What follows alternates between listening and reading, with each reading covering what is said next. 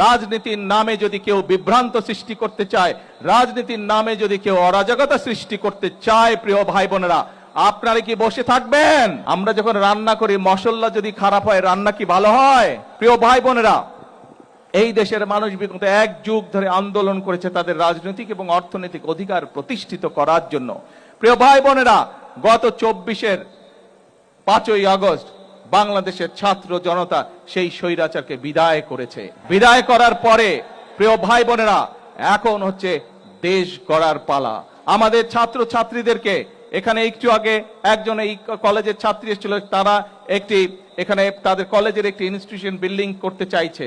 আমরা এই বাজেটে, আগামী যে বাজেট সেই বাজেটে আমরা শিক্ষার উপরে সবচেয়ে বেশি বরাদ্দ রেখেছি, যাতে করে আমরা যেমন স্কুল কলেজ তৈরি করতে পারবো নতুন নতুন যেখানে যেখানে প্রয়োজন। একই সাথে আমরা যখন রান্না করি, মশলা যদি খারাপ হয়, রান্না কি ভালো হয়?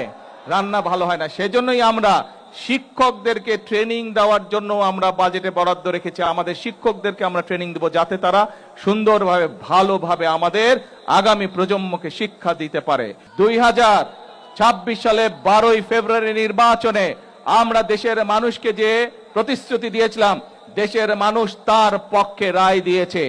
কাজে আমরা দেশের মানুষকে সাথে নিয়ে সেই সকল প্রতিশ্রুতি বাস্তবায়নের কাজে হাত দিয়েছে। কারণ এই সকল প্রতিশ্রুতি ইনশাআল্লাহ পর্যায়ক্রমিকভাবে যদি আমরা বাস্তবায়ন করতে পারি, দেশের মানুষের ভাগ্যের পরিবর্তন হবে। একটি মহল রাজনীতির নামে তারা বিভ্রান্তি ছড়ানোর চেষ্টা করছে। প্রিয় ভাই বোনেরা, আমি ছোটবেলায় থেকে দেখে এসেছি রাজনীতি মানে খাল খনন, কৃষির উৎপাদন বৃদ্ধি।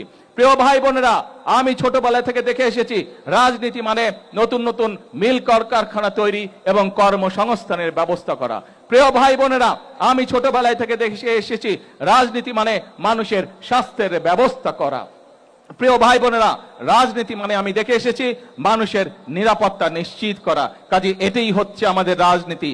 রাজনীতির নামে যদি কেউ বিভ্রান্ত সৃষ্টি করতে চায়, রাজনীতির নামে যদি কেউ অরাজকতা সৃষ্টি করতে চায়, প্রিয় ভাই বোনেরা, আপনারা কি বসে থাকবেন?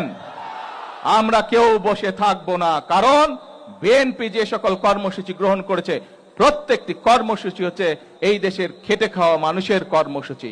সেজন্যই আমরা আন্দোলন করেছি। আন্দোলনে বাংলাদেশের মানুষ, লক্ষ লক্ষ হাজার লক্ষ মানুষ প্রাণ দিয়েছে, হতাহত হয়েছে। এখন আমরা 71 সালে যেমন দেশকে স্বাধীন করেছিলাম, আমরা 24-এর আন্দোলনের মাধ্যমে দেশকে স্বৈরাচার মুক্ত করেছি। এখন হচ্ছে আমাদের দেশ গঠনের পালা, এখন হচ্ছে আমাদের মানুষের ভাগ্য পরিবর্তনের পালা। কাজেই আমার এই রাজনীতির সাথে দেশের মানুষের ভাগ্যের পরিবর্তনের রাজনীতি, দেশ গঠনের রাজনীতি, এই